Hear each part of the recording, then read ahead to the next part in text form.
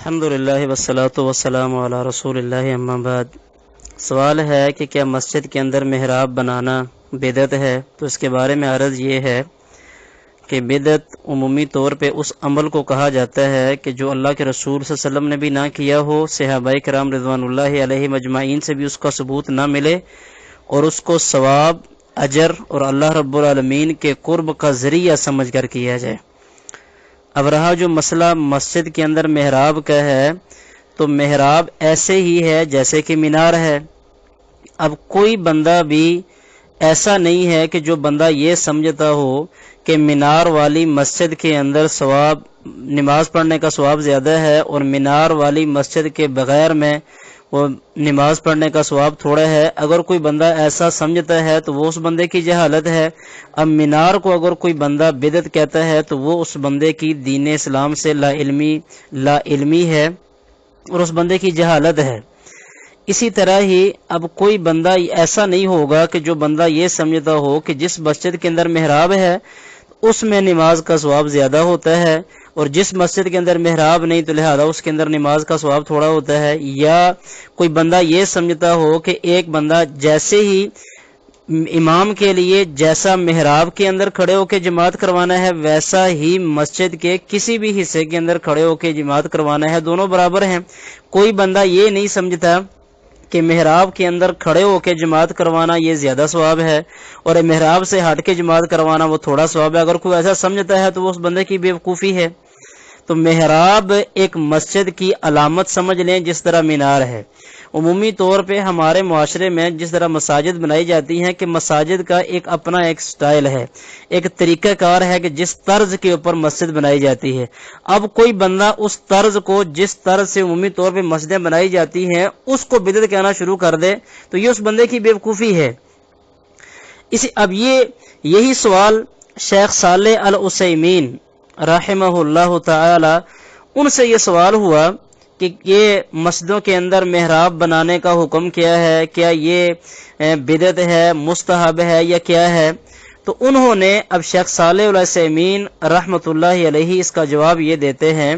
کہ اختلف العلماء رحمهم اللہ فی اتخاذ المحراب هل هو سنت او مستحب او مباح، کہ علماء کا اس بارے میں اختلاف ہے کہ یہ سنت ہے، مستحب ہے یا مباح ہے۔ اب شیخ صالح العثیمین یہ کہتے ہیں کہ وہ بات جو مجھے سمجھ آئی ہے کہ ان اتخاذ محارب مباح، کہ یہ محراب کا بنانا یہ جائز ہے، اور کہتے ہیں یہ اگر ان مسلطوں کو دیکھا جائے کہ جو اس محراب کے اندر فوائد ہیں۔ مثال کے طور پہ انہوں نے بات یہ لکھی کہ جس طرح ایک جاہل بندے کو قبلے کی تعیین، کہ ایک جاہل بندے کو قبلے کی تعیین ہو جائے گی محراب سے، تو فرمایا اگر اس کو سامنے رکھا جائے تو یہ محراب بنانا مساجد کے اندر بالکل درست ہے اور صحیح ہے۔ اسی طرح ہی شیخ عبدالعزیز بن عبداللہ بن باز رحمۃ اللہ علیہ سے سوال ہوا اور انہوں نے اس کا جواب دیا ہے، اور یہ سعودی عرب کا بڑا مشہور فتاوی لجنۃ الدائمہ، اس کے اندر یہ فتویٰ موجود ہے۔ انہوں نے فرمایا کہ کیا یہ محراب مسجد کے اندر محراب یہ اللہ کے رسول علیہ الصلوۃ والسلام کے زمانے میں تھا؟ اب اس کے جواب میں شیخ عبدالعزیز بن عبداللہ بن باز رحمۃ اللہ علیہ یہ لکھتے ہیں کہ لم یزل المسلمون یعملون المحارب فی المساجد فی القرون المفضلہ، فرمایا کہ مسلسل مسلمان یہ محراب مسجدوں کے اندر ان زمانوں سے بناتے آ رہے ہیں کہ جن زمانوں کی باقاعدہ فضیلت بیان کی گئی ہے، اور فرمایا اس کے بعد بھی لوگوں کا یہی عمل رہا ہے، اور فرمایا یہ لوگ اس لیے کرتے ہیں کہ اس کے اندر عام مسلمانوں کے لیے بڑے فوائد ہیں، اور اسی کے اندر ہی انہوں نے کہا کہ اس میں قبلے کی وضاحت ہے، اور یہ بھی وضاحت ہو جائے گی کہ یہ جو جگہ ہے تو یہ مسجد ہے۔ تو اب ان کے نزدیک بھی یہ ہوا کہ یہ مسجد کے اندر محراب بدعت نہیں ہے، تو لہذا یہی بات ہی زیادہ صحیح ہے کہ یہ مسجد کے اندر محراب بدعت نہیں ہے۔ جس بندے نے مسجد کے اندر محراب کو بدعت قرار دیا ہے تو یہ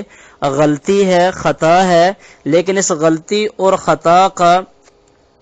طریقہ کار یہ نہیں ہونا چاہیے کہ اس بندے کی اس غلطی اور اس خطا کو چالنا شروع کر دیا جائے۔ ایک مجتہد بندہ ہے، اگر اس سے غلطی ہو گئی ہے تو یقیناً اللہ رب العالمین اس کی محنت اور کوشش کے اوپر اس کو پھر بھی ایک اجر عطا کرے گا۔ تو لہٰذا سارے خلاصہ اس بات کا یہ نکلا کہ مسجدوں کے اندر محراب بنانا جائز ہے، اس کو بدعت قرار دینا صحیح نہیں ہے، کیونکہ جو بدعت کی عمومی طور پہ تعریف کی جاتی ہے وہ تعریف اس محراب کے اوپر لاگو نہیں ہوتی۔ واللہ